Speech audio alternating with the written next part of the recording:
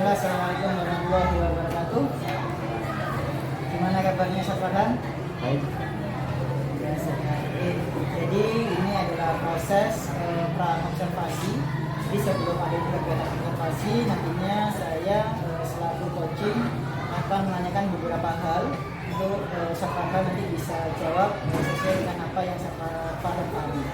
Dari yang pertama mengenai tujuan, ya, apa yang ingin Ustaz Farhan capai dalam sesi coaching saat ini? Tujuan yang ingin saya capai dalam sesi coaching ini itu saya ingin tahu teman saya dan juga sudah tahu teman dengan dalam sesi coaching ini pastinya akan terkuat lagi kelemahan dan kelebihan saya itu.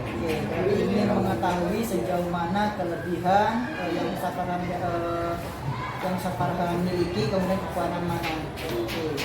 Nah, kemudian dari segi ini nanti dalam sesi ini hasil seperti apa yang kemungkinan Ustaz Farhan harapkan dalam sesi coaching ini? Bisa lebih kembali Lebih berkembang. yang kemarin ya cara ngajar saya mungkin kan nanti waktu di coaching sudah selesai coaching saya bisa tahu gimana saya berkembang cara ngajarnya lebih menarik. Oh gitu. Nah dari sana ya bisa jelaskan sedikit situasi yang ada di kelas Ustaz Farhan saat ini. Kalau situasi kelas itu saya punya tantangan dan situasi di kelas itu ada dua anak yang ADHD, terus ini baru pertama kali juga saya tempatkan di kelas percontohan ya, Jadi butuh adaptasi ya, gitu ya. juga tantangannya juga wali murid yang memang proses kritis yang kemarin sebelum saya belum di kelas percontohan wali muridnya yang mungkin mengalir gitu Ya. tapi kalau yang di sini tuh kritis ada kesalahan sedikit itu langsung dikasih. Oke. Dari hal yang mungkin dialami dari situasi Ustaz Farhan sendiri, pastinya kan ada langkah-langkah kecil yang Ustaz Farhan pernah lakukan untuk mengatasi situasi ini. Coba mungkin bisa disebutkan langkah-langkahnya bagaimana untuk mengantisipasi yang Ustaz Farhan ceritakan tadi. Untuk anak ADHD yang dua ini memang butuh penanganan khusus. Itu langkah-langkahnya untuk anak dua ini memang saya perhatikan lebih khusus. Yang satu anak ini itu ADHD dia suka Aktif sendiri. bukan aktif sendiri, tidak fokus. Oh tidak. Saat pembelajaran tidak fokus. Jadi saya hanya kasih tahu kayak dia waktu ini tidak fokus, terus saya ngasih tahu tes ini, ayo ke depan biar dia fokus. Saya kasih basic cara sendiri, kemudian langsung fokus lagi. Nah untuk yang satunya itu ketika dia pembelajaran ada tugas tidak selesai. Nah itu pasti saya kasih tahu. Dia kalau tidak selesai itu suka banding-banding gitu. Kalau banding-banding gitu nanti ngapain banding-banding gitu. Nanti saya kasih tahu. Saya sudah ada bahwa di pembelajaran akhir nanti waktu itu saya ajarkan. Oke, jadi itu alhamdulillah ibu sudah mulai paham. berarti itu ada langkah-langkah kecil yang Ustaz Farhan lakukan untuk mengantisipasi dua anak yang ADHD tadi. Oke. Nah kemudian yang kita lihat tadi Ustaz Farhan tadi menceritakan bahwasanya memiliki kelebihan dan kekurangan. Nah coba Ustaz mungkin bisa menggali terlebih dahulu kekurangan mana yang mungkin nantinya dapat Ustaz Farhan bisa tingkatkan lagi. Coba Ustaz. Kekurangannya kalau saya itu suka mungkin lupa, suka blank, suka anak waktu saya menjelaskan mungkin anak sudah saya terapkan kecepatan kelas untuk gantian untuk bicara. Tapi pasti ada anak yang ingin kayak angkat tangan dulu, dia tidak lupa dengan kesempatan tadi. Nah itu saya blank dengan materi. Oh gitu. Materi yang akan saya sampaikan blank. Nah itu saya kurang tegas di dalam kesepakatan. Nah, dari kekurangan itu tadi, apakah nanti mungkin Ustaz Farhan bisa memperbaikinya mungkin dengan langkah yang bagaimana? Mungkin bisa kalau yang tegas itu akan saya lebih tegas lagi. Oke. Untuk yang tegas. Terus untuk yang materi tadi yang sering ngeblank, Iya. mungkin itu karena kurang ketegasannya tadi. Kalau saya tegas, mungkin anak lebih memahami, lebih takut gitu. berarti teknis dalam arti supaya anak-anak ini bisa memahami kesepakatan kelas, Ya. gitu ya. Kalau misalkan kesepakatan kelas itu jalan lancar, Berjalan lancar, maka juga pembelajaran juga lancar. lancar. Oke, itu adalah salah satu solusi yang mungkin bisa usahakan paham. Nah, kemudian sekarang untuk kelebihannya, monggo bisa diceritakan Ustaz. Kelebihannya Safarhan itu apa? Mungkin kalau saya lihat dari kelebihan saya juga senangi anak-anak. Disenangi, oke, terus? Senangi anak-anak. Kalau mengatur kelas, itu anak-anak juga gampang diatur. Kalau buat belajar terus anak-anak itu juga semuanya menyenangkan. Apakah ada mungkin yang membuat anak-anak lebih tertarik sama Safarhan? Karena kan tadi bilangnya senang. Apa mungkin ada gamesnya atau ada ice breaking-nya itu? Ice breaking itu kadang-kadang mungkin saya terlalu membaur gitu. Oh gitu. Baik, terima kasih Safarhan atas informasi yang sudah diberikan. Semoga ini menjadi langkah baik buat Safarhan karena sudah mengenali kemampuan dari potensi diri sendiri. Semoga apa yang diharapkan tadi bisa bermanfaat untuk bisa menjadi guru yang lebih baik ke depannya. Terima kasih Safarhan. Assalamualaikum warahmatullahi wabarakatuh.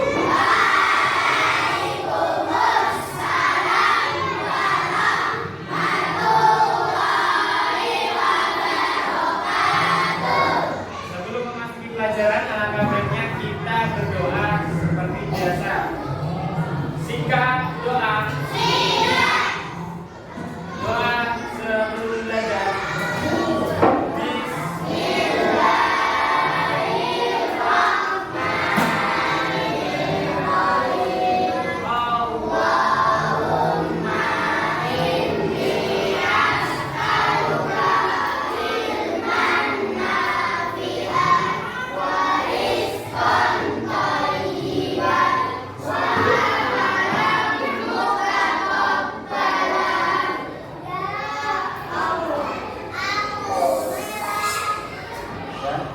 Sebelum memasuki pelajaran juga, kalian harus tahu dan ingat kesepakatan kelas yang sudah kita buat. Yang pertama apa? Menghormati guru yang ada di depan atau siswa yang ada di depan. Mendengarkan dan mengikuti. Yang kedua, tidak menyombong pembicaraan, sama tertib, kebersihan kelas ya, menjaga kelas tetap rapi. Untuk konsekuensi logis yang melanggar itu bisa saja Ustaz panggil ke depan dan dikenakan sanksi untuk kembali ke tempatnya dengan cara apa? Dengan cara bergaya monyet, nah kayak apa itu loh. Bergaya monyet bisa, mau gaya kucing juga bisa ya. Tapi untuk kelompok yang rapi di sini kita kasih satu kelompok Ustaz akan kasih bintang. Nanti kelompok yang paling rapi dan bintangnya yang paling banyak itu bisa istirahat Ustaz tambah istirahatnya 5 menit. Untuk kelompok yang tidak rapi atau yang paling rapi banyak kelompok itu nanti istirahatnya Ustaz ulangi 5 menit ya. Sudah mengerti?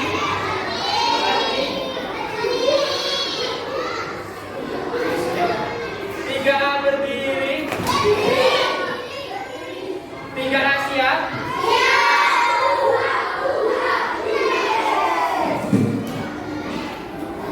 Sekarang Ustaz ingin dicoba siapa yang sudah siap buku di atas meja. Silakan siapa yang semuanya siap buku di atas meja.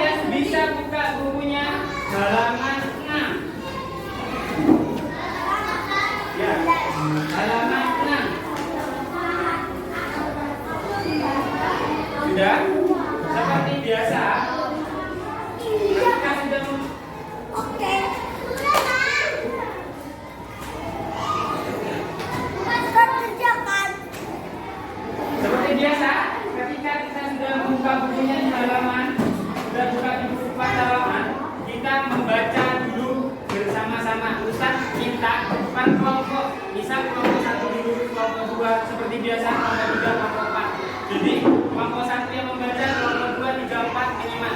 Siapa yang paling kompak itu bintangnya juga akan nambahnya akan banyak ya. Ustaz minta dari kelompok 1 baca dari penggunaan huruf kapital sampai kepada titik itu ibunya ya. Nanti yang kelompok 2 nomor 2 tanda baca sampai tanda titik.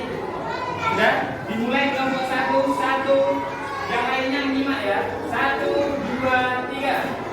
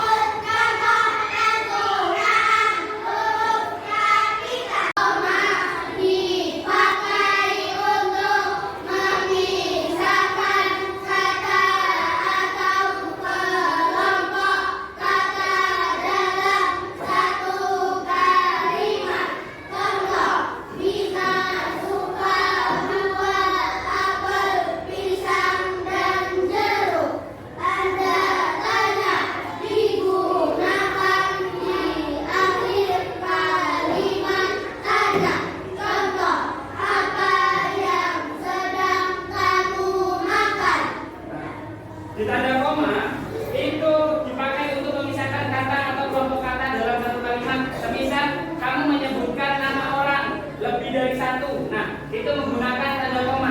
Di sebuah kalimat kamu menyebutkan nama orang lebih dari 1. Semisal Fatih, terus Akmal, koma,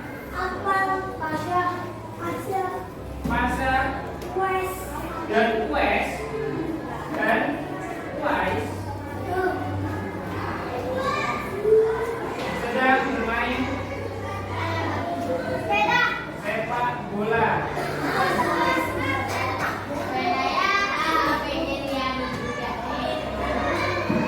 Di sini terakhirnya menggunakan apa? Kalimat apa? Tanda apa? Tanda di titik. Karena ini merupakan berita ya. Berita, kamu memberitahukan informasi kepada temanmu bahwasanya Fatih, Akmal, Pasha, dan Wes sedang bermain sepak bola.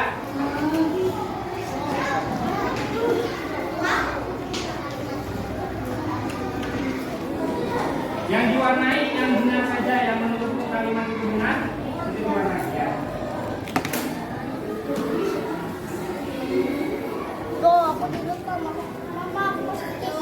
Belum lagi siapa di sini yang sudah siap untuk beristirahat? Oke, sekarang Ustaz pengen tahu kesiapannya kalian buat. Ustaz pengen tahu kesiapan kalian yang siapa yang siap beristirahat? Katanya 3 berdiri, 3 siap.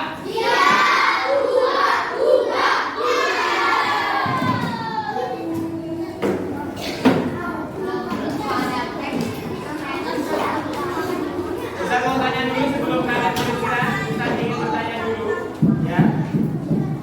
Hari ini kita belajar tentang apa? Tanda baca. Tanda baca. Terus kesimpulan. Oke. Fatih, buat Fatih. Kesimpulan dari pembelajaran hari ini Fatih apa Fatih?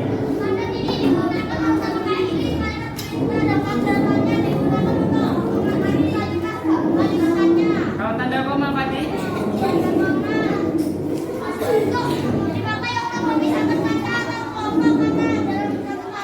Ya.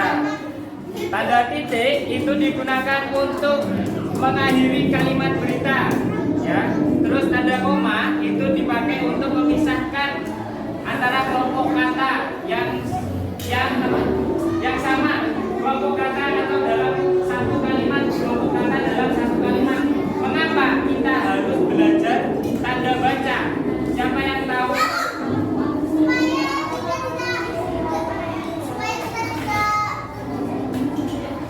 Zafran? Karena tanda baca digunakan dalam aktivitas sehari-hari.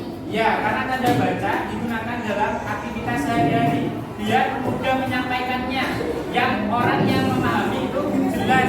Kalian itu bertanya, apa ngasih informasi. Nah, jadi itu mengapa kita harus belajar tanda baca.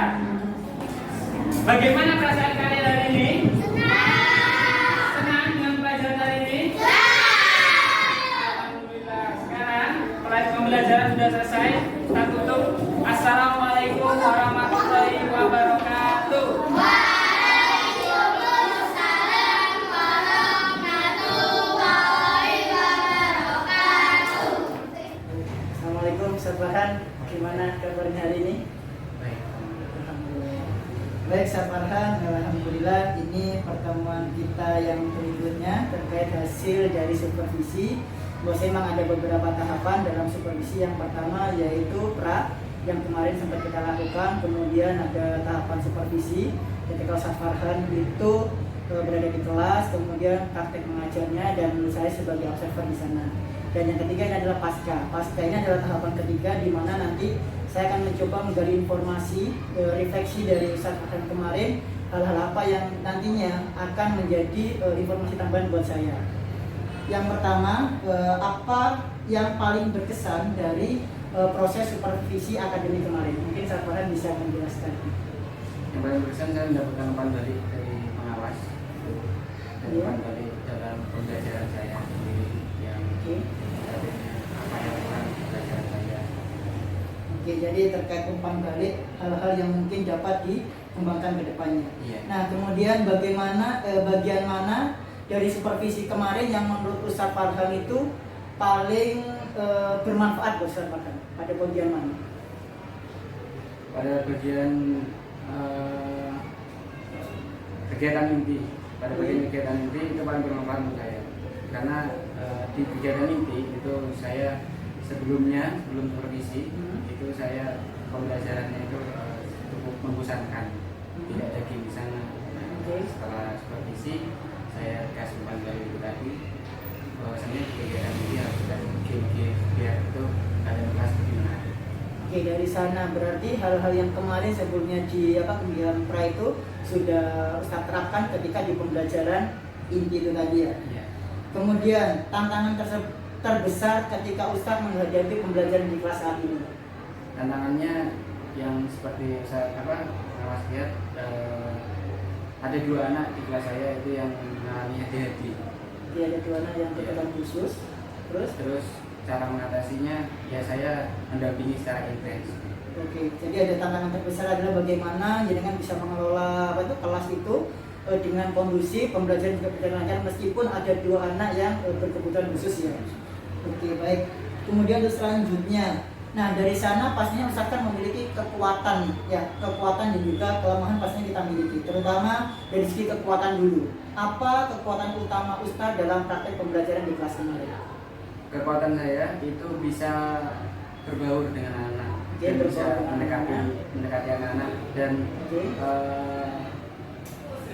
juga menerapkan ini aturan kesepakatan kelas. Kesepakatan Oh kelas. gitu. Jadi selain dekat, kemudian berbaur, kesepakatan juga mulai berjalan. Iya. Gitu, ya. Nah dari sana setiap ada ada kekuatan pasti ada kelemahan. Dan kelemahan apa yang mungkin nantinya bisa Ustaz perbaiki di pertemuan selanjutnya? Kelemahannya tentang kesepakatan kelas juga. Kesepakatan kelasnya bagaimana Ustaz? Mungkin saya kurang tegas dalam menanggapi anak-anak yang memang ada susah dibilang. Oh gitu, berarti emang dari segi konsekuensinya emang mungkin perlu sedikit revisi ya supaya anak-anak ini bisa lebih kondusif lagi. Jadi misalnya kami saya tidak menjalankan kesepakatan kelas, itu juga bisa membuat saya blank kan.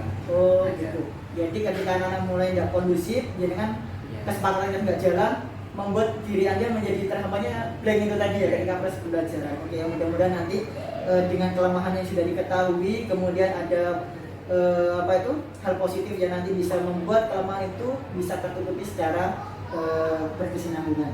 Nah, dari sana faktor apa yang mendukung keberhasilan Ustadz dalam mencapai tujuan pembelajaran pada saat itu? Faktor yang mendukung. Faktor yang mendukung. Ya.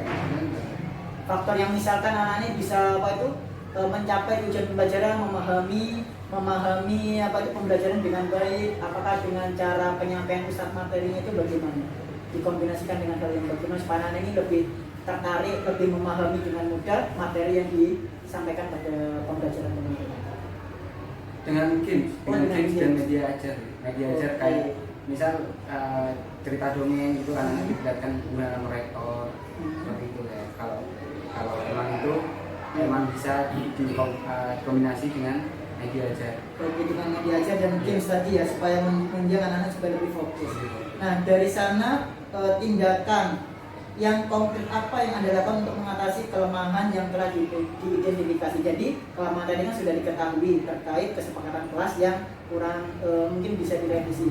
Langkah kecil untuk bisa memperbaiki di pertemuan selanjutnya itu bagaimana? Apakah terus merevisi itu kembali ataupun membiarkan kesepakatan yang telah ada itu tadi bagaimana? Tetap dengan kesepakatan kelas, tapi dengan diri saya yang lebih tegas. Oh gitu, tadi ada mempertegas kembali ya, meskipun peraturannya sudah ada, cuma dari pengendalian Ustadz yang perlu dipertegas ya. Oke.